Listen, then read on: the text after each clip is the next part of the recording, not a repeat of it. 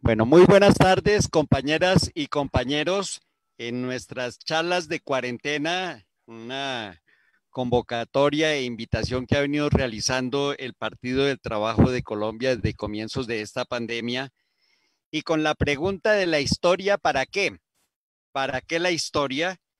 Vamos a estar acompañados del compañero maestro, docente, investigador, el profesor Henry Bocanegra Acosta. Él es además abogado de la Universidad Libre y es doctor en Sociología Jurídica e Instituciones Políticas, que a propósito es autor de un libro muy interesante recomendado que habla sobre las políticas educativas en Colombia, y es una investigación muy profunda sobre lo que ha sido el movimiento de los maestros en Colombia.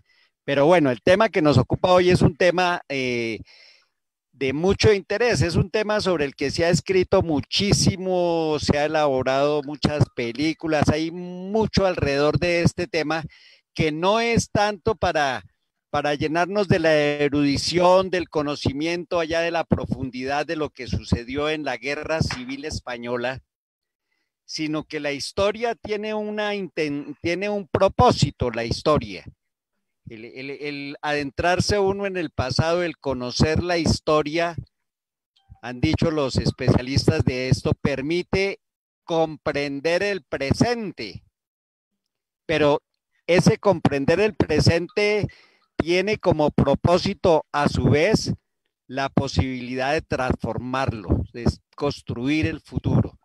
Entonces, la Guerra Civil Española, contexto y enseñanzas es el tema que hoy nos va a ocupar y del cual el compañero Henry Bocanegra nos va a hacer sus aportes desde la investigación, desde la academia y por supuesto con una perspectiva política. El compañero Henry Bocanegra además es miembro delegado de la Asamblea de Delegados de la Asociación Distrital de Trabajadoras y Trabajadores de la Educación.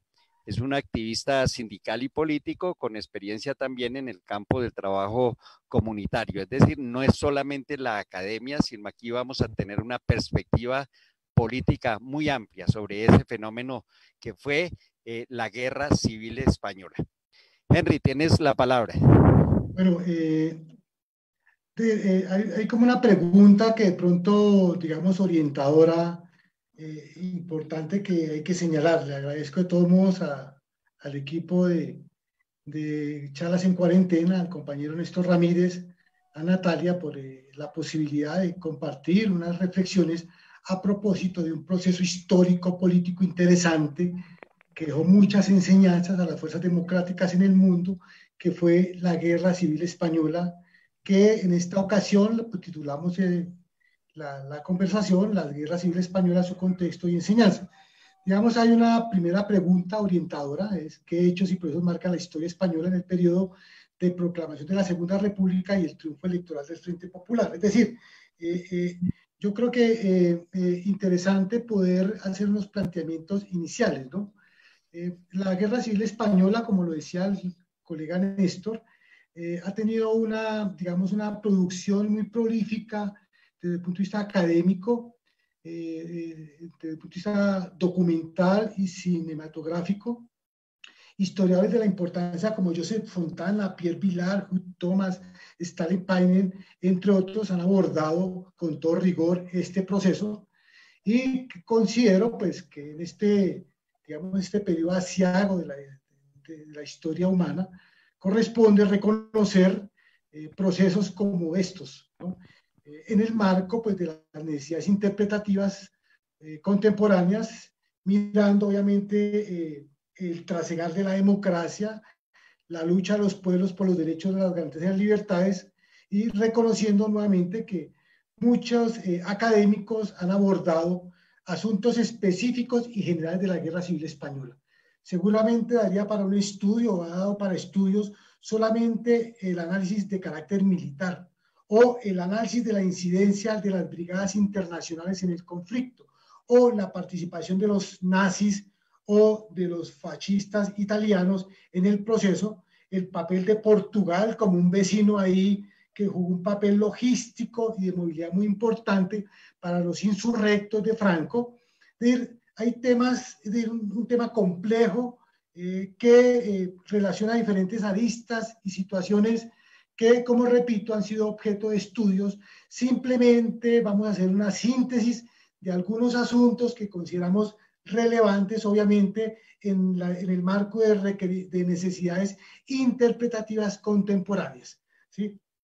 Inicialmente, también plantear que el abordaje de la Guerra Civil Española como objeto de estudio exige una perspectiva totalizante, una comprensión estructural del fenómeno, digamos, un análisis integrador que relacione dialécticamente los diferentes ámbitos de lo social, donde se puedan visualizar el entramado de relaciones contradictorias entre lo económico, lo político, lo ideológico político, lo político religioso, que es un asunto vital importante en ese conflicto, las aspiraciones autonómicas, es decir, España es un país, dice Charles Giuseppe y Joseph Prats, España es un estado plurinacional que ha generado unos conflictos históricos, ¿sí? Es entramado igualmente que relacione dialécticamente lo nacional, regional y lo internacional, lo rural y lo urbano, ¿no? La Guerra Civil Española es una gran oportunidad para entender esos entramados, reconocer unas singularidades, pero reconocer el valor universal de una experiencia en donde una sublevación militar sepulta un proyecto democrático y donde las democracias occidentales, Francia, Reino Unido y Estados Unidos, contribuyeron al triunfo del fascismo en suelo español, cosa que iremos a desarrollar en el proceso mismo de la conversación, ¿no? Me atrevo a plantear que leemos y releemos la historia humana de nuestras angustias y necesidades presentes. Por eso es que pensamos que el retomar el estudio de esta ruptura, es decir, de la Guerra Civil Española, resulta todo un reto metodológico, pero fundamentalmente resulta una oportunidad para asumir políticamente las experiencias de los procesos e íconos de las revoluciones en el mundo, triunfantes o derrotadas, como en el caso de la República Española. Hablamos de la Guerra Civil Española, un conflicto que ocasionó 1 millón de muertos, 1 millón de exiliados, la intervención de 100.000 voluntarios extranjeros de 60 países, los más remotos, entre ellos, por ejemplo, la India. Investigadores han encontrado que hicieron partícipes del proceso de los más remotos, Nueva Zelanda, Australia, América Latina, etcétera, ¿no?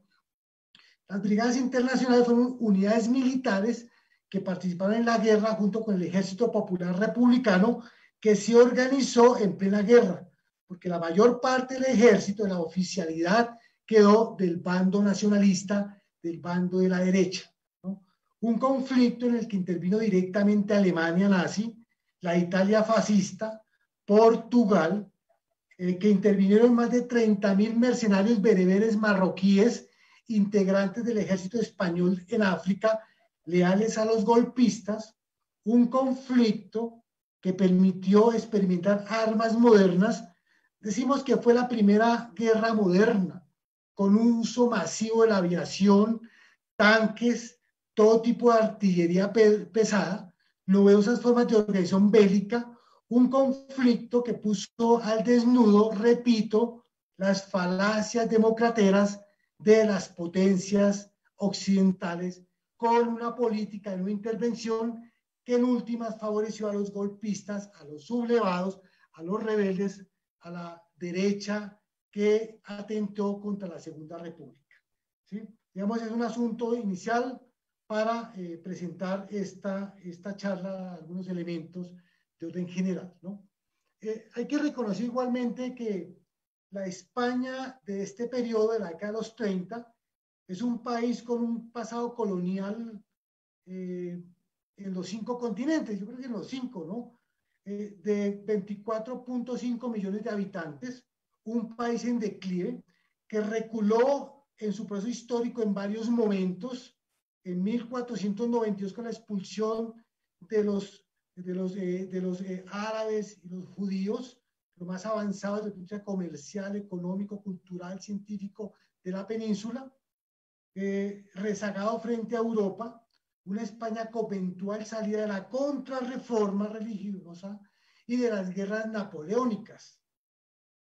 La España de esta década, de la década de los 30, afrontaba un siglo de monarquías absolutistas, de autoritarismo, Estado confesional, inexistencia de espacios de representación política, desde Fernando VII, nuestro Fernando VII, ¿sí? Pasando por Isabel II, por Alfonso XII, Alfonso XIII, con los gobiernos que estos auspiciaron, ¿no? Nos encontramos una sociedad asimétrica, con un precario desarrollo industrial. Hablamos de que, es decir, una monarquías absolutistas, ¿sí? Que fracasó, es decir, que llevó, por ejemplo, un país, la primera república se da en 1873 hasta diciembre de 1874, fue derrocada por un golpe militar del general Campos y se restaura la monarquía borbónica, los Borbones que habían llegado con Felipe IV, nieto de Luis, del gran Luis XIV francés, una dinastía, los Bourbon, una dinastía francesa que se empotra en el gobierno español y va a estar durante siglos dirigiendo los destinos de este país, ¿no? Alfonso XII, hijo de Isabel II, que fue derrocada en el 68, y padre de Alfonso, bueno, padre de algunos dudan de que efectivamente sea el padre, porque de pronto las situaciones personales de Alfonso XII ponían en duda que fuera realmente el papá de Alfonso XIII, por eso decían los expertos de la farándula de la época, pero bueno, no es tema de nuestra charla, ¿no? Es decir, nos encontramos en esta década, la década de los 30, una sociedad asimétrica, con un precario desarrollo industrial, salvo, digamos, Cataluña, Euskadi, Madrid y Valencia, con atraso en el campo, relaciones de servidumbre, con los conflictos no resueltos frente a las aspiraciones autonómicas, como sigue todavía hoy, ¿sí? Con Cataluña, con Euskadi, con Galicia, de un periodo del despertar del movimiento obrero, creación de sindicatos, el crecimiento de corrientes revolucionarias, de fortalecimiento del Partido Socialista Obrero Español, del Partido Comunista, de otras tendencias marxistas opuestas al oficialismo comunista español, pero también de auge de una corriente anarcosindicalista muy, muy fuerte que tuvo una significativa incidencia en las luchas obreras y en los experimentos organizativos y de participación política en este periodo, y que también contribuyó el anarcosindicalismo a la caída de la Segunda República. Varios argumentos vamos a plantear en ese sentido, ¿sí? Tenemos igualmente sectores de la derecha republicana que se nuclearon políticamente en varios partidos y tendencias de la extrema derecha militarista y monarquista que hizo lo propio, ¿sí? Reconocer un hecho histórico que de la cual dan cuenta los historiadores. Desde 1923 el país afrontaba una dictadura de Miguel Primo de Rivera, auspiciada por el rey Alfonso XIII, y la crisis económica, las carencias, las luchas obreras, la conflictividad agraria, las necesidades del empresariado llevan a su caída, a la crisis de este gobierno. El rey nombra a Juan Bautista Aznar, familiar de un presidente de gobierno reciente en España, que es designado presidente del gobierno por el rey, y convoca elecciones municipales para el domingo 12 de abril de 1931, un momento importante de ruptura. Estas elecciones municipales pues fue una prueba ahí de fuego entre las diferentes fuerzas políticas que se movían en el espectro español. Estas elecciones las ganan los monarquistas, pero en las principales ciudades la ganan los republicanos, los socialistas y las fuerzas de izquierda. Es decir, lo que más tarde se llamaría el Frente Popular. Gana las elecciones, hecho de ruptura importante, elecciones municipales del 31. Claro, este hecho, que ganaron en las principales ciudades, Bilbao, Valencia, Madrid, Barcelona, y la movilización popular, dejó un poco al descubierto la crisis del régimen monárquico, las dudas del ejército y de la Guardia Nacional, y el rey abdica sale corriendo. No es la primera vez que en estos días que un rey también se fue de España corriendo, no es la primera vez que pasa en España. Luis, Alfonso XIII sale, abdica y sale huyendo, y el Comité Revolucionario de Madrid proclama la Segunda República y asume como presidente del gobierno provisional un hombre conservador, católico, muy moderado, Niceto Alcalá Zamora. Digamos, es un asunto bien importante, ¿no? Un sector conservador pero republicano se suma a esta gesta en la construcción de la Segunda República. Jurídicamente el gobierno pues se soportó en el estatuto jurídico del gobierno provisional y posteriormente una ley de defensa de la República el 29 de octubre de 1931, antes de que se expidiera la Constitución Política de diciembre del año 31. ¿Sí? La Segunda República va a afrontar el rigor de las improvisaciones, las disputas ideológicas, es decir, un conjunto de fuerzas se movían ahí, los ataques del viejo régimen, ¿sí? Los carlistas, los sectores de la derecha, la Iglesia Católica, sectores del ejército, es decir, un grupo importante de la derecha del viejo régimen se movió contra la República. Igualmente, desde ese momento aparecen los riesgos de un golpe de Estado. Ya estaba la experiencia de tumbaron en el año 74 la Primera República, y el gobierno pues hizo lo que tocaba durante lo que llamamos el primer bienio, fueron varios bienios en esta etapa provisional. Se sancionó la primera constitución, una constitución liberal, democrática, y se estableció un gobierno de coalición de republicanos de izquierda y socialistas, presidido por Manuel Azaña. En este periodo renunció Niceto Alcalá por las contradicciones que se dio frente al problema religioso. Entonces salió Niceto Alcalá, un sector importante, conservador republicano, sale, pero posteriormente este sector va a ser recogido cuando se aprueba la Constitución y Manuel Azaña le ofrece la presidencia hay que diferenciar allá, la presidencia del Estado, digámoslo así, la jefatura del Estado, frente a la presidencia del gobierno, lo que sucede hoy. El rey es el jefe del Estado y existe el presidente del gobierno escolar, del presidente del gobierno español, conforme queden las elecciones parlamentarias, ¿no? Entonces, un acuerdo político lleva a Niceto Alcalá a la presidencia de la República y a Manuel Azaña, el dirigente histórico del Frente Popular, como presidente del gobierno. Digamos, es primera, Néstor, una primera, Sí, digamos, connotación de este proceso interesante antes de que lleguen otra serie de cosas importantes de este proceso. sí, Henry. Usted decía, iniciando su intervención, que se suele mirar la historia con las angustias del presente. Sí. Inevitable, inevitable porque la noche oscura que está viviendo la nación nuestra, una expresión concreta del fascismo, multitud de masacres, de crímenes, de todo lo que estamos conociendo a diario los colombianos. Eso por un lado, eso hace parte de las angustias del presente.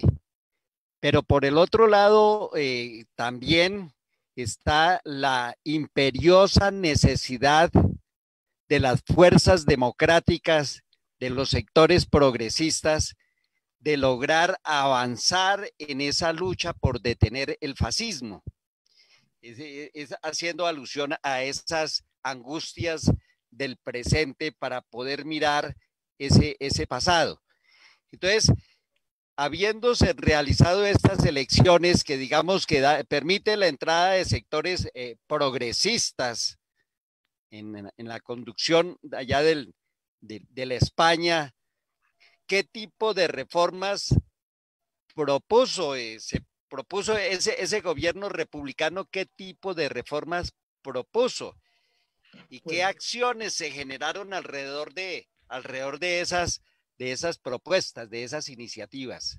Sí, yo creo que el gobierno provisional y el establecimiento de la Constitución del año 31 establece un Estado democrático, parlamentario, con garantías democráticas, libertad de asociación sindical, que están prohibidas en el periodo anterior de la dictadura de Primo de Rivera y de Aznar, durante la monarquía.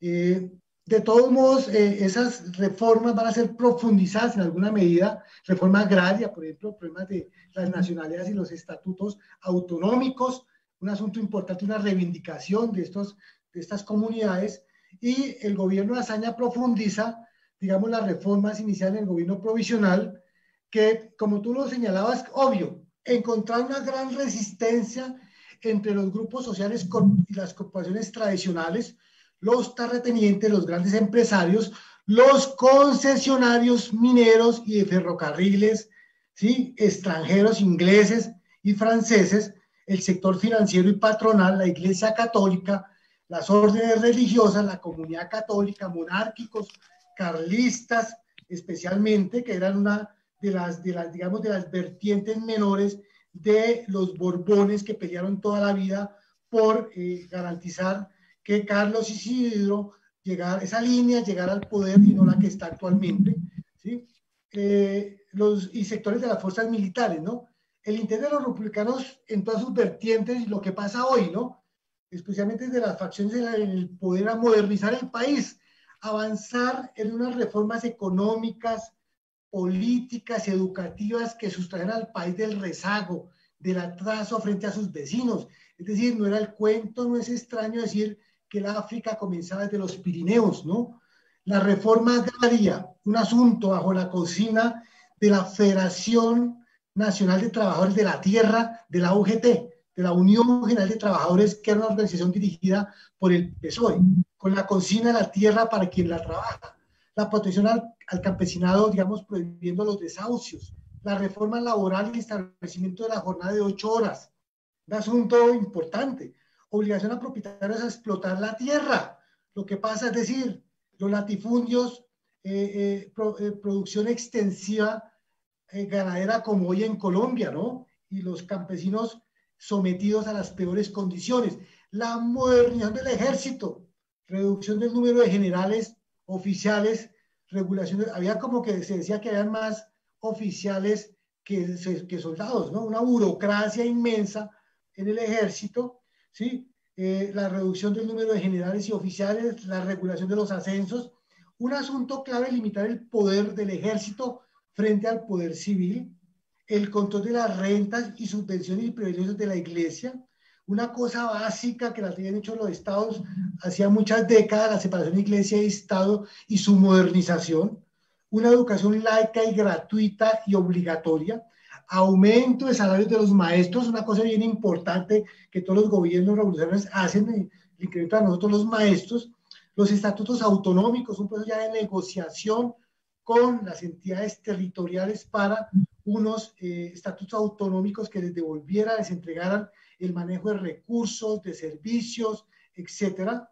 El aumento, digamos, la expropiación con indemnización, que fue muy mal vista por los grandes terratenientes y empresarios, los cementerios como propiedad no de la iglesia, sino de los ayuntamientos, ¿sí? O de las autoridades locales, la prohibición de tocar las campanas, las procesiones y los crucifijos en las aulas, la derogatoria de una ley, se llamaba la Ley de Jurisdicciones, aprobada, creo, 1809, que ponía bajo jurisdicción militar, bajo tribunales militares, a aquellos que osaran ofender de manera oral o escrita a la unidad de la patria, la bandera o el honor del ejército. Era un asunto tocado por las autoridades militares, ¿no?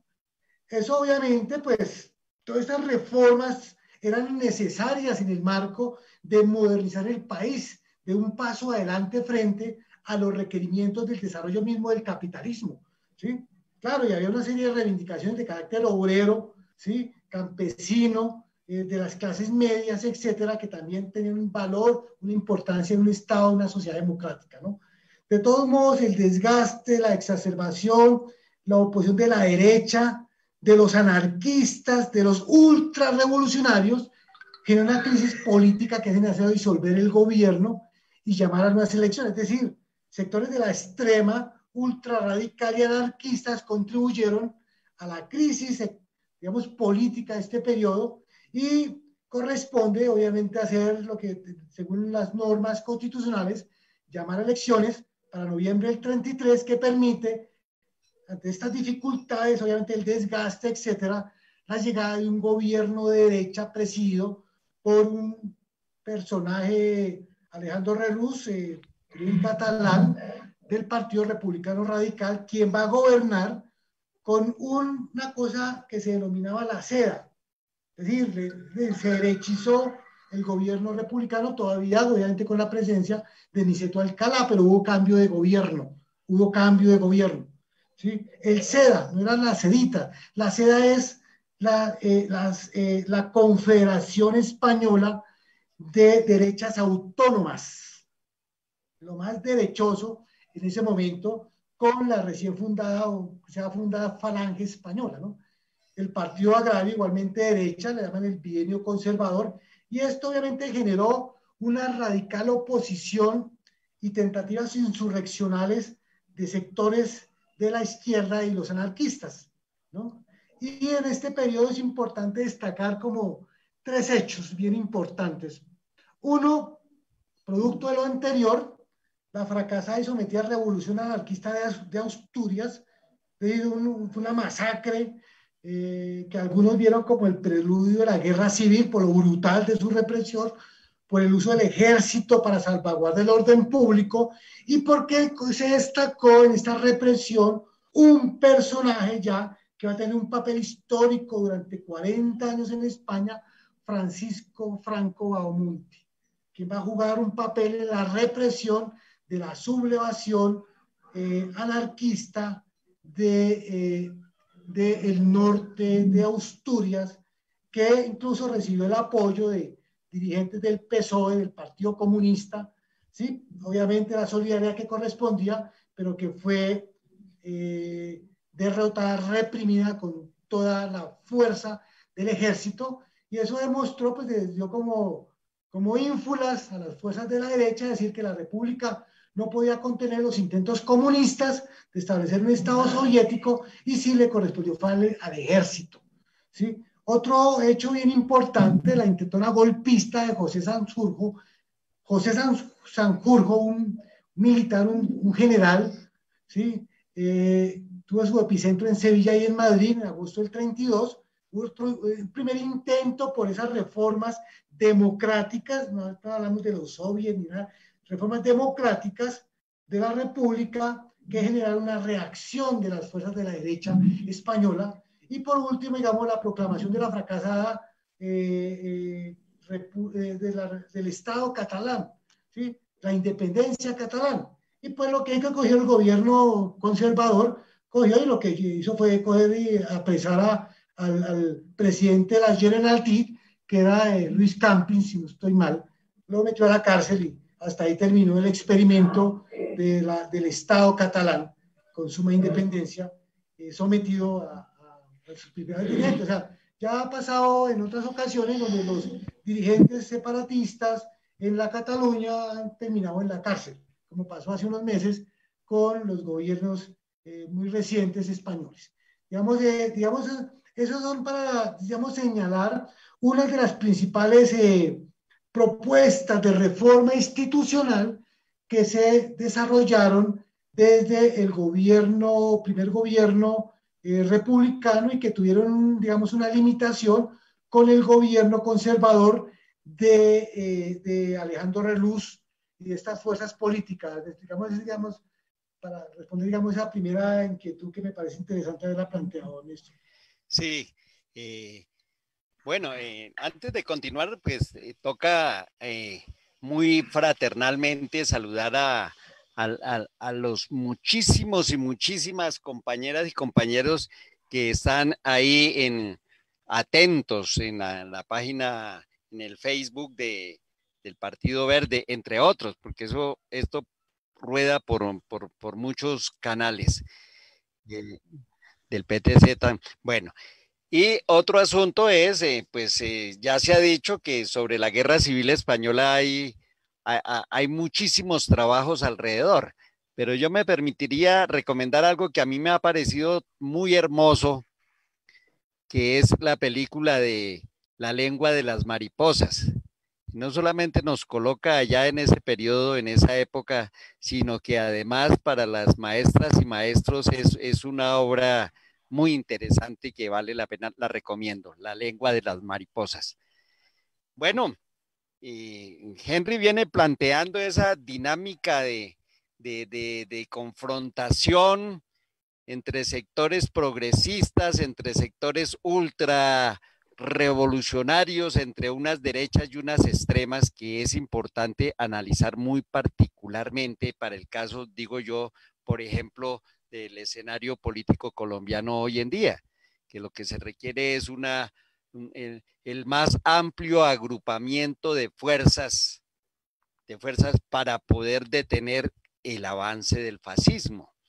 Es decir, aquí esos extremismos, esos izquierdismos puros, poco favor le hacen a la lucha por la defensa de la democracia y de la paz en el país. Entonces, Henry, ahí sobre la interpretación de los hechos de la historia siempre hay, pues sí debe haber puntos de vista diferentes. Algunos historiadores plantean que el inicio de la Guerra Civil Española se da por el fracaso del golpe militar. Ese es un planteamiento. Hay dos hechos significativos, el golpe militar y la guerra civil que se inicia. ¿Qué hay de cierto en esto, Henry? ¿Qué hay de cierto en esto? ¿Cómo se inicia el golpe y cómo se inicia pues proceso de confrontación dura de la guerra civil española? ¿Quiénes se comprometieron ahí en eso? ¿Con qué argumentos estaban los unos y los otros en este escenario?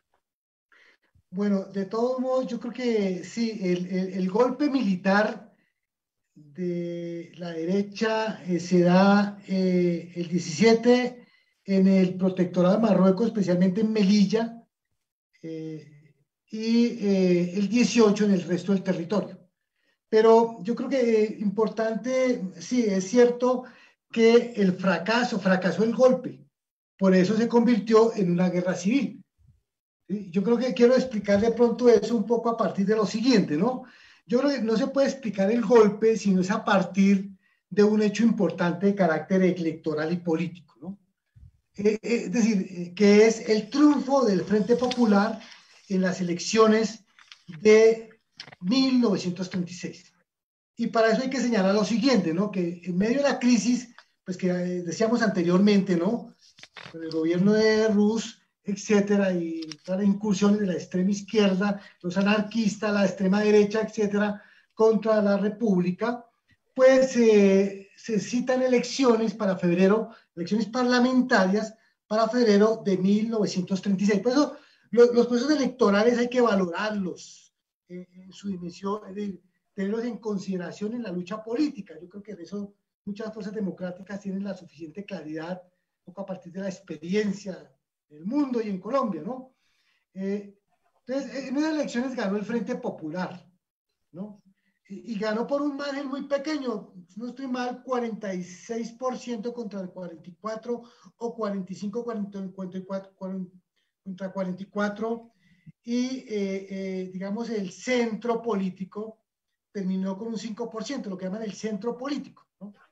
Encontré un partido político que se llama el Centro Democrático en España, un partido de derecha, y hice una lectura de todos los partidos que se denominaban Centro Democrático y todos son de derecha en el mundo. ¿Sí? En Francia, en Italia, en los Países Bajos, en Noruega, entonces son partidos de derecha, ¿no? Una casualidad, ¿no? Entonces, la derecha nunca abandonó la plaza, a pesar de la derrota, siempre estuvo presente organizando. Se intentó nuclear a través de varios procesos partidarios en correspondencia con la tendencia europea del fascismo. Igualmente florece en España José Antonio Primo de Rivera, hijo de Miguel Primo de Rivera, el dictador del cual hablamos en la última etapa de la monarquía, funda la Falange, que es una organización político-militar que propició hechos de violencia, saboteo, descrédito al gobierno republicano, y otras expresiones de derecha, como la SEDA, que hablamos ahorita, los carlistas, el partido carlistas, de una facción de los Borbones que seguían peleando por que le reconocieran los derechos sucesorales al trono español. ¿Sí? Las comunidades tradicionales hicieron lo propio. ¿Sí? Es decir, ganan las elecciones el Frente Popular, pero se arremete a la violencia. ¿Sí? Los hechos de violencia entre falangistas, contra comunistas y anarquistas, muchos conflictos se midieron a plomo y con muertos de lado y lado. ¿Sí? Son muy comunes durante este primer semestre del 36. Se destituyó a Aniceto Alcalá y asume Manuel Azaña, ese viejo conservador, se destituye, asume Manuel Azaña, quien presidirá la jefatura del Estado, hasta finales de la guerra, con sucesivos presidentes de gobierno en el marco de cada crisis de gobernabilidad. Es decir, quedó el presidente ya Manuel Azaña y, de acuerdo a la crisis, a la correlación de fuerzas, a los conflictos, etcétera, se llamaba a conformar gobiernos a diferentes dirigentes. Estuvo, digamos, que recuerde, Augusto Barcía, Santiago Cáceres Quiroga, un personaje, el último personaje, cuando se desata digamos, el golpe de Estado, que supo por informes de inteligencia en qué estaban y no hizo absolutamente nada. Santiago Cáceres Quiroga. En guerra, obviamente, estuvieron Martínez Barrios, José Giral, Francisco Largo Caballero, algunos llamaban el Lenin español, pero se formó más en la literatura de Indalecio Prieto, oriente del PSOE, este era el PSOE, que propiamente en la literatura de los clásicos del marxismo. Y Juan Negrín del PSOE, pero que tuvo muchos nexos con el Partido Comunista y que estuvo hasta la última etapa del gobierno republicano, ya casi a puertas de caer, ¿sí? Y que huyó, cuando obviamente se vino la arremetida de los nacionalistas, se vino la aplanadora de los nacionalistas, ¿no? Entender una cosa importante, ¿no? La República tuvo en estos 5 años tuvo 26 gobiernos conforme a la Constitución. Sí, 2 presidentes, Azaña y anterior Niceto Alcalá, pero tuvo 26 gobiernos, uno de facto, que es el último gobierno del general Sigismundo Casado, y de otro dirigente del Partido Socialista, quien entregó el gobierno, quien entregó la plaza a los nacionalistas, es decir, 26 gobiernos. Eso demuestra una inestabilidad política por los diferentes hechos, disputas, los redes o juicios políticos, la correlación de fuerzas que lleva a unos reacomodos y ajustes dentro del gobierno. Pero sí hubo eso. Y volvemos al punto de la pregunta después de esa contextualización, ¿no? El 17 de julio del 36, el ejército de África, de Melilla, Teután y Ceuta, se sublevan contra el gobierno republicano. Al día siguiente, como lo señalé anteriormente, el golpe se generalizó en toda la península, consolidándose en unas zonas y fracasando en otras. Fracasó en otras por la reacción del gobierno republicano, por la acción de las milicias comunistas y anarquistas, por la reacción de las fuerzas militares leales al gobierno, por los cuerpos armados de civiles conformados por las autoridades republicanas que repartieron a diestra y siniestra fusiles a la población. ¿Sí? Entonces, digamos, es un hecho bien importante eso, es decir, y se argumentó, obviamente que se argumentaba el problema de la unidad nacional, de la tradición, de la patria, del respeto al ejército, del respeto a la historia colonialista e imperial de España, ¿sí? Claro, detrás de eso hay un poco de intereses económicos sobre la tierra, ¿sí? Corporativos, ideológicos que se habían afectado con las reformas que impulsaba, las reformas democráticas que impulsaban los gobiernos de la República, ¿sí? El país quedó dividido en dos. O sea, fracasó el golpe, o sea, no lo coronaron. Eso hay que señalarlo. Por la resistencia de las huestes republicanas, como lo señalé anteriormente, ¿no? Una zona que vamos a mirar de pronto ahorita en un mapa, una zona que quedó controlada con los sublevados, digamos Cádiz, Sevilla, Córdoba, Granada, Castilla la Vieja, Galicia, en la parte norte, allá con norte de Portugal, Navarra y la mayor parte de Aragón y Mallorca, las Baleares, tanto Canarias como las Islas Baleares, Mallorca, Menorca y Ibiza quedaron bajo el control, Mallorca, bajo el control de los insurrectos, ¿no? Y los republicanos tenían Cataluña, Madrid, Valencia, como la parte centro-sur de la península, Euskadi, o sea, el País Vasco, una parte de Aragón, la cornisa cantábrica, sí, que es una zona industrializada, está Santander, está el País Vasco, está Bilbao, una zona industrial bien importante, con Asturias, una zona industrial la más importante de España. Se pensó, los golpistas pensaron que una operación rápida, y eso se convirtió en una guerra civil que duró 3 años y 8 meses, duró 44 meses. ¿Sí? ¿Sí? Entonces tenemos ahí, la orden del levantamiento militar llevó varios meses de negociación entre sectores del ejército, la derecha española, SEA y la Falange, la iglesia, periodistas, empresarios, figuras políticas relevantes como Gil Robles de SEDA. Y encontré por ahí un dato bien interesante. Juan de la Cierva, inventor del autogiro, colaboró en la adquisición del avión Dragon Rapid que transportó a Franco de La Palma, o sea, de Canarias, al protectorado de Marruecos para ponerse al frente del ejército sublevado, leal, obviamente, a los golpistas, ¿no?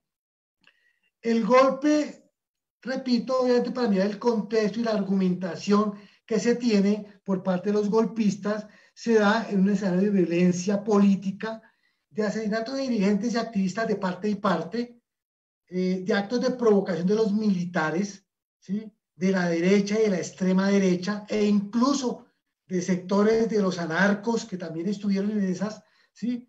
Y del asesinato de Calvo Sotelo, de un dirigente de la extrema derecha española, el 12 de julio, es decir, unos pocos días antes del golpe, el 17 y el 18.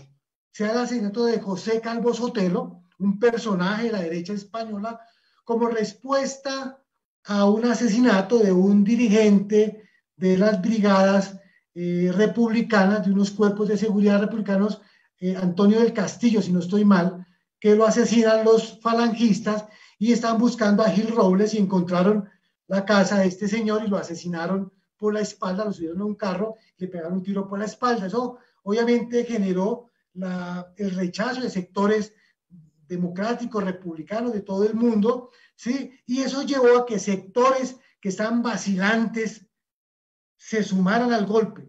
Yo creo que algunos historiadores plantean cómo Francisco Franco fue un tipo vacilante siempre, no se quiso meter. Y este hecho parece que sé que lo empujó para que aceptara el golpe y se le metiera a la tarea de dirigir los ejércitos del norte del África, ¿sí? Entonces, como se dejaron provocar, un acto de provocación, un acto irresponsable y temerario, obviamente les dio elementos a la extrema derecha para argumentar el golpe, ¿no? Destacan antes que Franco otras figuras. José Sanjurjo, que desarrolló el golpe militar del 32, ¿sí? Que estuvo en el exilio en Portugal, protegido por Oliveira de Salazar. ¿Sí? Fue, digamos, la figura política, José Sanjurjo, ¿sí? Estuvo Miguel Cabanelas, un viejo masón, integrante del ejército, que fue presidente de la Junta de Defensa Nacional, primer órgano de gobierno y dirección político-militar de los alzados en armas. Emilio Molá, digamos, varios dirigentes estuvieron ahí, otros que se me escapan, un poco más activos que incluso que el mismo Francisco Franco, ¿no? Francisco Franco vuela de Palma y se hace cargo de los ejércitos del norte del África, más de 30.000 hombres, ¿sí? Bien armados, experimentados en la guerra del Rif, norte del África, la última experiencia y aventura colonialista español. Tenían experiencia, ¿no? El mejor ejército era el que estaba acantonado en el norte del África, ¿no? Algunos estudiosos plantean que el ejército quedó dividido por mitades, ¿no? Uno podría decir, he encontrado información un poco contradictoria, que dice miti, pero uno puede decir que la mayor parte de la oficialidad quedó del lado nacionalista, ¿sí? Los golpistas, repito, contan con el ejército de mayor experiencia, el del África, ¿sí? Y se permite una de las más grandes operaciones aerotransportadas del mundo, que es transportar 30.000 hombres del norte del África, porque tenían el control los republicanos con la armada del estrecho de Gibraltar, de transportarlos al continente, a la península. Y en eso fue muy importante la participación de la aviación alemana e italiana. Entonces, si no se hubiera podido transportar a estos contingentes de hombres del ejército africano al continente, la guerra civil también hubiera sido a favor de los republicanos, ¿no? La idea era un poco Franco desde el sur, desde el estrecho de Gibraltar hacia el sur, y Molá, que era general, comandante en Pamplona, hacia el norte, encerrar y atacar la capital, ¿no? La capital fue el escenario principal de la confrontación durante los 3 años. Varias intentonas desde diferentes flancos se dieron para tomarse la capital, no pasarán, como decía la pasionaria, ¿no? Importante la resistencia de la toma de la capital, las brigadas internacionales, los milicianos, ¿cierto? Y los reductos del ejército que quedaban en la capital, ¿no? Entonces, me parece que es importante señalar eso. Quiero rematar con un punto bien importante a propósito de la pregunta que hacía Néstor. Digamos, la batalla dura, obviamente, en Madrid y en digamos, otros sectores ahí, en Cataluña, etcétera, pero hubo unos episodios bien interesantes en los cuales, por ejemplo, intervinieron las brigadas internacionales, que fue la guerra, la batalla de Guadalajara, un poblado cercano que favorecía incluso la toma de la capital, donde se enfrentaron los italianos del bando nacionalista italianos de las brigadas internacionales, bien paradójico, ¿no? Italianos dándose plomo en terreno español por una causa española. Allá se les derrotó. Es decir, los italianos, los fascistas italianos fueron derrotados allá por las fuerzas de la República. Jarama, Chite fueron otros escenarios de confrontaciones muy duras, de miles de muertos, pero digamos la batalla del Ebro, un río que va, digamos, está en la noreste, que desemboca en el Mediterráneo, una línea divisoria entre las zonas de control nacionalista y republicana. Fue un escenario de una guerra terrible, de una batalla terrible, donde de una acción temeraria por parte del ejército republicano, con más de 100.000 efectivos durante más de 20 pasos, y fue una derrota terrible que afrontó el ejército republicano y que prácticamente marcó la derrota final de los republicanos. Es decir, el ejército del Ebro, muchas canciones, ahí Carmela, ¿no? Nos recuerdan esa batalla epopélica de los republicanos, pero que es una forma desorganizada, de una forma que no previeron cómo va a ser la reacción de los nacionalistas que están al otro lado. Les tocó devolverse, quedaron embotellados, no hicieron unos puentes muy improvisados, no pudieron pasar los carros de combate, la artillería pesada, se enredaron con eso. Los nacionalistas abrieron las represas río arriba y se llevaron los puentes, se llevaron material de intendencia, etcétera. Fue un desastre total. Más de 30.000 muertos del sector de los republicanos, 20.000 del otro lado, ¿sí? Pero fue la derrota del ejército republicano. Digamos que entre el 37 y el 38 la balanza estuvo inclinada a favor estuvo inclinada, pero después del 38 a favor de los insurrectos, ¿no? A los republicanos les tocó organizarse militarmente, superar las milicias para crear un ejército profesional, el Ejército Popular Republicano, con todos los problemas logísticos, organizativos de experiencia, de confrontación política entre los diferentes, digamos, facciones y milicias que integraban el Ejército Popular, la inexistencia de la inexperiencia, la indisciplina, la adscripción partidista a unidades que resultaron negativas en los procesos de planificación y operación militar, ¿no? Son cosas que hay que contar de este proceso, ¿sí? que marcó, esta última etapa marcó un poco la caída, el debilitamiento del gobierno republicano, producto obviamente de equivocadas y dificultades en el accionar militar. Digamos, es un asunto importante que vale la pena señalar un poco en perspectiva de ubicarnos en ese proceso y una pregunta que hacía Néstor. Sí, esto pues no deja de ser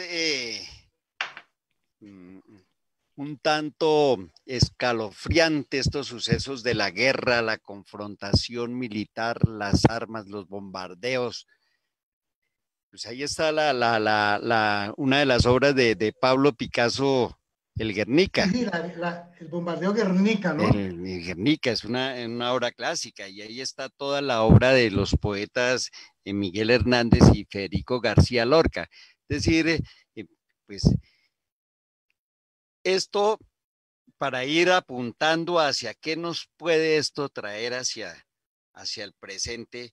¿Cómo reaccionaron en ese momento? ¿Cómo reaccionaron allá las fuerzas democráticas y el gobierno del Frente Popular en ese escenario de guerra, de confrontación, de guerra civil, de golpe?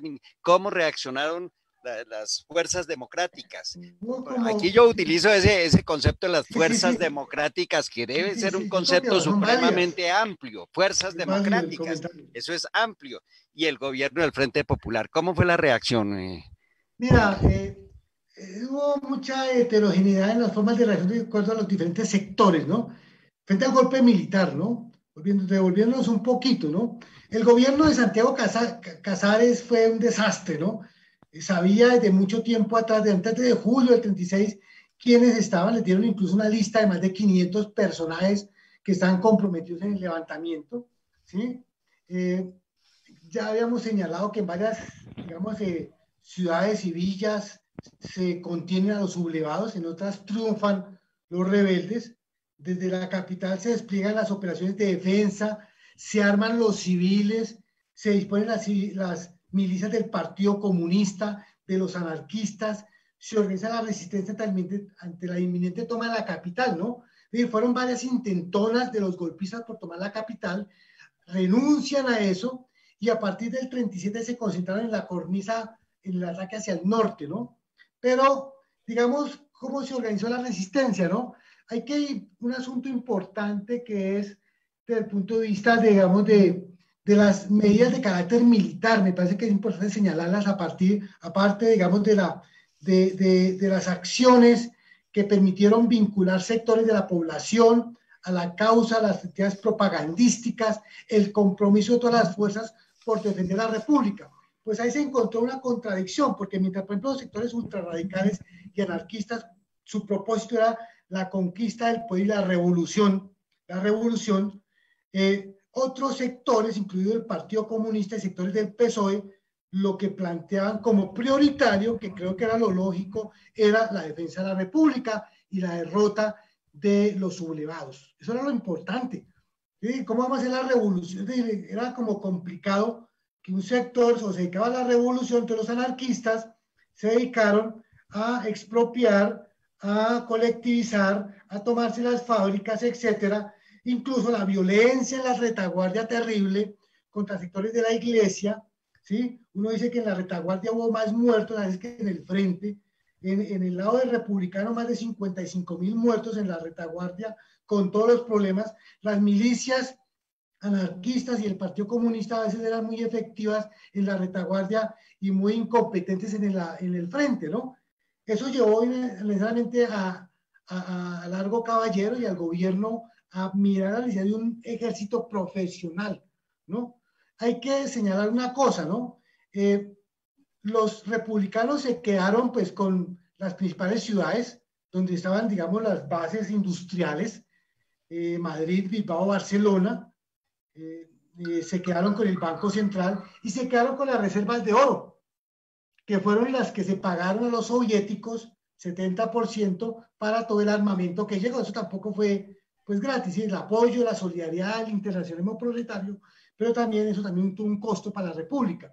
Y un 30% que se quedó en Francia durante el primer gobierno de Plum, si no estoy mal, hubo un apoyo de Francia, posteriormente declaró la neutralidad e impidió, incluso cerró fronteras para que llegaran los apoyos logísticos a la República por la parte noreste, o sea, por el País Vasco, por los Pirineos, ¿no? Entonces, hay que también señalar una cosa importante. Mientras los nacionalistas disponían de un ejército mejor preparado del África, como lo hemos venido señalando, de un número importante de oficiales, los republicanos disponían de una colección de tropas y numerosas milicias indisciplinadas. Eso llevó, repito, a la creación del Ejército Popular Republicano.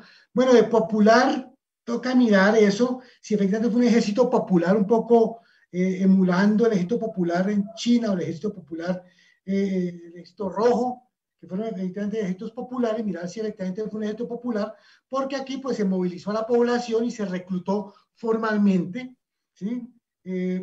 Repito, las milicias eran muy activas en la retaguardia, pero bastante incompetentes en el frente, y tocó articularlas al ejército, vincularlas a la brava, a la fuerza, ¿no?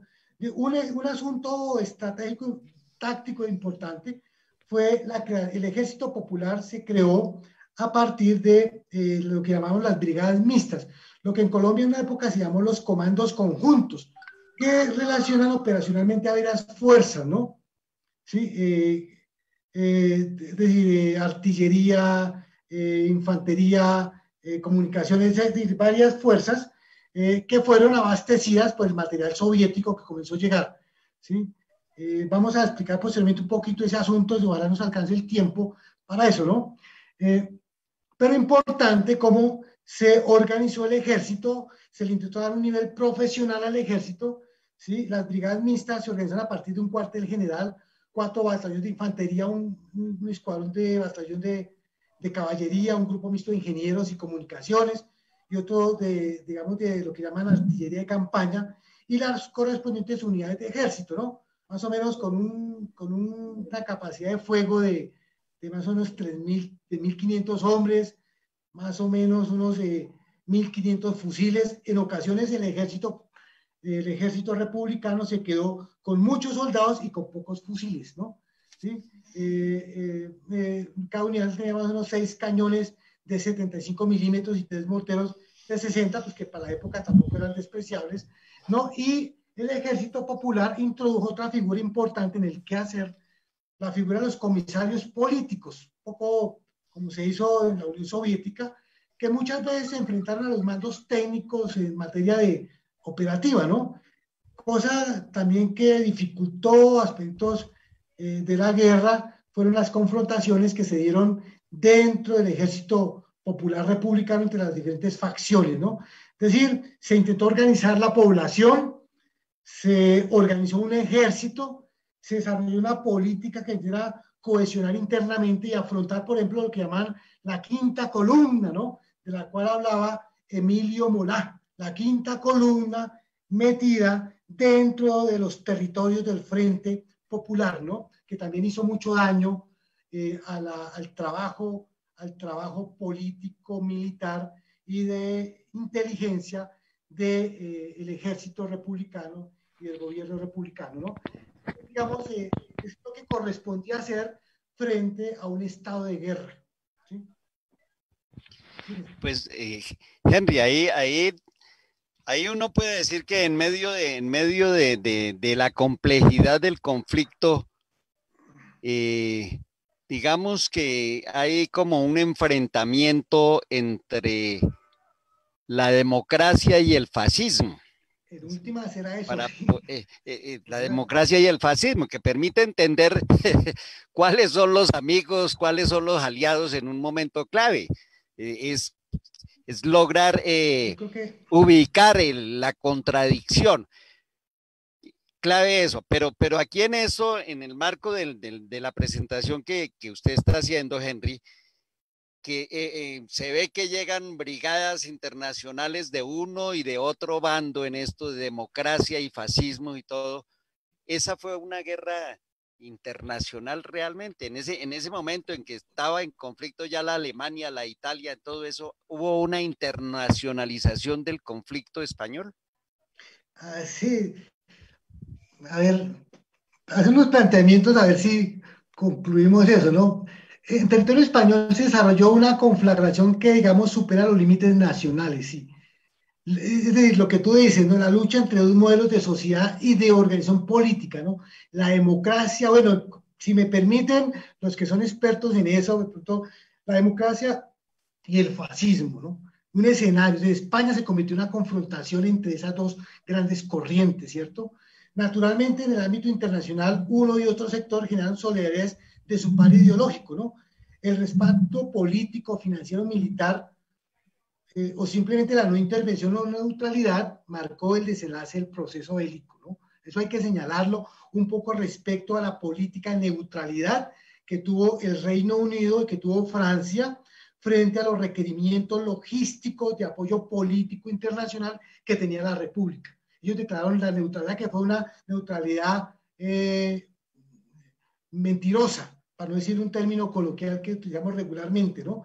Mentirosa, porque no hubo otra neutralidad. Es decir, Italia y Alemania apoyaron con miles de elementos bélicos y recursos humanos a la España franquista, ¿sí? Casi 75.000 soldados entre tropas voluntarias y soldados regulares fueron la fuerza que puso Italia en España, ¿sí?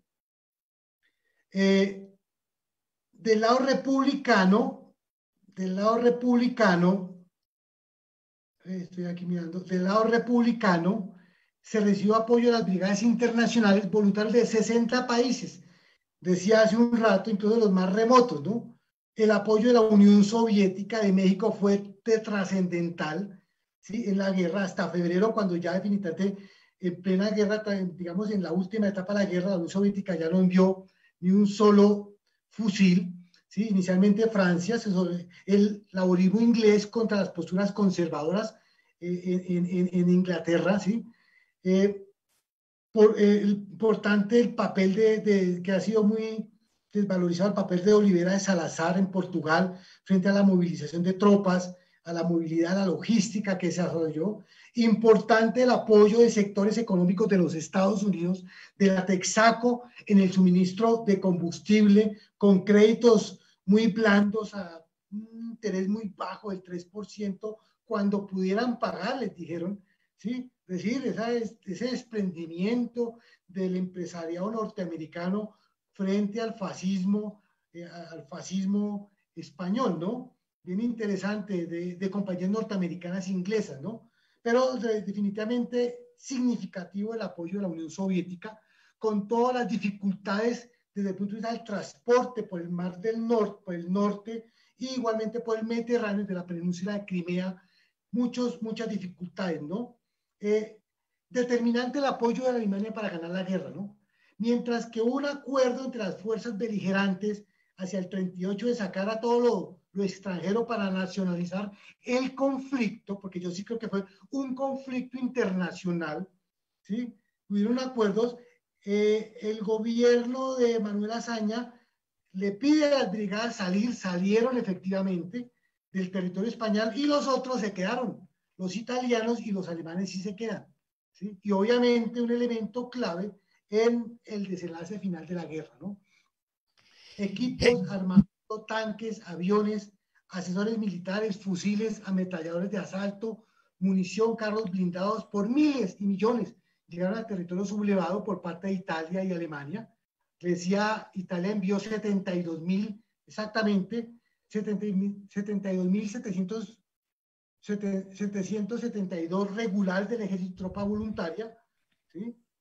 Lo internacional fue determinante en la guerra civil española y el ensayo, el preludio, el laboratorio, táctico militar, técnico, político, social de la Segunda Guerra Mundial. Un conflicto planetario en terruño español, un aviso de esa tragedia que vio la humanidad. Es decir, los republicanos intentaron resistir un poco de amarrar el conflicto interno con la Segunda Guerra Mundial, que seguramente nos hubiera salvado un poco la posición de Negri frente a las posturas de Segismundo Casado, ¿sí? Era esa, ¿no? Y de sectores del el Partido Socialista Obrero Español se divide, ¿no? El sector de Indalecio Líbano y el sector de Negri, ¿no? Y al último va a haber una confrontación muy fuerte, militar y un golpe de Estado de este sector de anarquistas del PSOE moderado, de Casado, ¿sí? Que se confabularon para atacar el gobierno de Negri y buscar la negociación cuando no había nada que negociar y Franco planteó fue la rendición incondicional del bando republicano, ¿sí? Incluso hubo un golpe de Estado en la última etapa, que fue como cómico, ¿no? Porque las huestes nacionalistas ahí a la entrada de Madrid, mientras se dirimía el conflicto entre los golpistas dentro de la República, del sector de Sigismundo Casado y el sector de Juan Negri, ¿cierto? Que era más prosoviético, el PSOE, pero más prosoviético. Ellos esperaron mientras la cosa y le entregaron finalmente ya sin entrar, sin disparar un tiro, la capital a los insurrectos, ¿no? A los golpistas, ¿no? Es un asunto bien importante que toca señalar un poco en el marco pues, de este asunto que estamos tratando a partir, obviamente, del interrogante formulado, Néstor. Sí, este tema de la guerra civil española da para muchísimos, son muchos los aspectos particulares que valdría la pena en otras sesiones entrar a profundizar. El papel del movimiento obrero, el papel de los intelectuales, el fenómeno o cómo se plantea lo del anarquismo, etcétera. Digamos que por razones del tiempo, ya uno podría buscar la manera de extraer unas enseñanzas de todo esto a partir de poder visualizar esas contradicciones internas que propiciaron la derrota del Frente Popular, que eso es muy importante. Es lo que sucedía dentro del Frente Popular en este escenario de confrontación y que favorecieron la derrota, porque finalmente terminó Francisco Franco ahí durante poco de décadas. Yo creo que aún está gobernando todavía en cuerpo ajeno, porque eso que se ve en la política española contemporánea es un fenómeno muy interesante. Entonces, ¿y qué enseñanzas, desde tu perspectiva, qué enseñanzas puede dejarnos este fenómeno que nos sirva Sí, para esta realidad colombiana hoy? Yo creo, mira, sí, es decir, convergieron, es decir, habían propósitos disímiles, antagónicos, los anarquistas, los socialdemócratas, los republicanos conservadores, es decir, habían posturas distintas que logró y dificultó una unidad en un propósito común de la defensa de la República, aparte de los problemas militares, internacionales, logísticos, etcétera. Yo creo que son como tres, cuatro cositas que quiero comentar para finalizar, ¿no? Las enseñanzas. Yo creo que corresponde valorar en esta etapa de la historia de la humanidad un asunto me parece bien importante, la incidencia y las consecuencias de los procesos electorales en las definiciones tácticas, especialmente cuando se defienden intereses superiores de las masas, la democracia y los trabajadores. El problema electoral es un asunto importante en esta coyuntura histórica, en este periodo de la historia de la política en el mundo, ¿no? El otro, el tratamiento de las contradicciones en el marco de una coalición y la definición de las prioridades políticas, ¿no? Identificar el tipo de contradicciones que los separan de los otros. Es necesario, cuidado, el tratamiento con pincitas, como decía algún camarada ahí del partido del magisterio, de las cuestiones sensibles para la población, lo religioso o las identidades nacionales, ¿no? Importante unificar el mando, contar con una organización política o política militar según la condición, con un Estado mayor que para afrontar la lucha política. Eso lo hizo el bando nacionalista, ¿no? Nacionalista porque defienden la nación, entre comillas, ¿no? Defienden las tradiciones, la Iglesia Católica, ¿no? El pasado imperial, ¿no? Entonces, es el Estado Mayor, se preocuparon por darle una unidad político-militar con la creación de un partido político, uno a través de un decreto, ¿sí? Lo hicieron los nacionalistas, crearon una unidad política y un mando unificado, ¿no?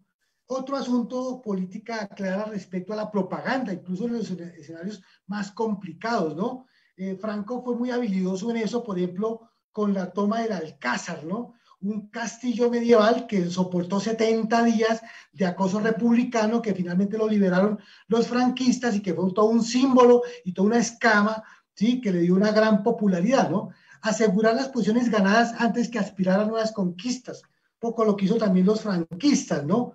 En contrario un poco de lo que hicieron los republicanos, evaluar las condiciones para la ofensiva o replegarnos cuando corresponda, pues es propio de la estrategia, de la política, ¿no? Que todo el mundo lo sabe, pero creo que en esta experiencia histórico, política y militar queda ahí de bulto, ¿no? La necesidad de seguir valorando este proceso, de enaltecer a sus principales dirigentes, especialmente a las masas, mujeres y hombres que afrontaron el rigor de este conflicto, antes, durante y después de la guerra, porque se vino la dictadura militar hasta 1978, 3 años después de la muerte del dictador, y que sirvió como soporte moral para el restablecimiento de la democracia parlamentaria en España, ¿no? Por último, que la lucha política hace imprescindible que nos preparemos en todos los aspectos del accionar político y también en el campo, en el accionar técnico, ¿no?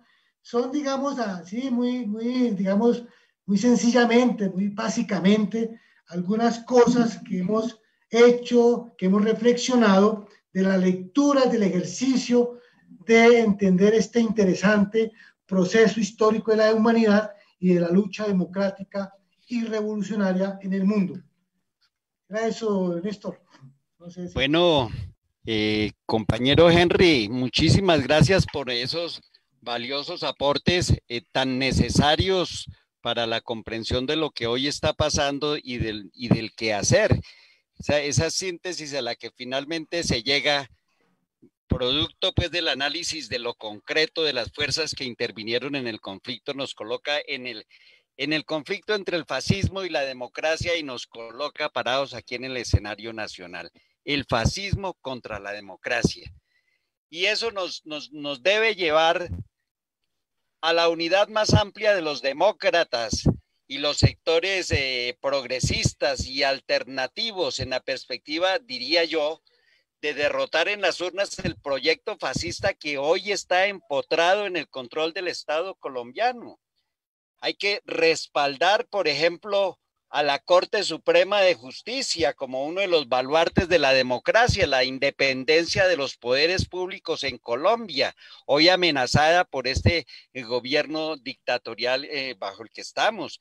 Y prepararnos para cuando una vez concluya esta pandemia o por lo menos haya condiciones de bioseguridad sanitaria para salir a la movilización a detener toda esta serie de reformas de tipo político-económico que se están gestando hoy en el país y levantar las banderas blancas en todos los escenarios exigiendo el respeto a la vida de todas y todos los colombianos, principalmente hoy los jóvenes, niños y jóvenes, dirigentes sociales, indígenas, y el respeto a la vida de los excombatientes que firmaron la paz y están comprometidos en la construcción y consolidación de la paz. Yo creo que este tipo de ejercicio académico y estos valiosos aportes que ha presentado el compañero Henry debe servirnos para proseguir en este escenario político que estamos viviendo hoy en Colombia. Entonces, muchísimas gracias a todas y a todos quienes nos acompañaron hoy desde las redes sociales. Y bueno, los esperamos mañana a las 6 de la tarde en nuestras charlas en cuarentena. Muchísimas gracias. Gracias. Muchas gracias.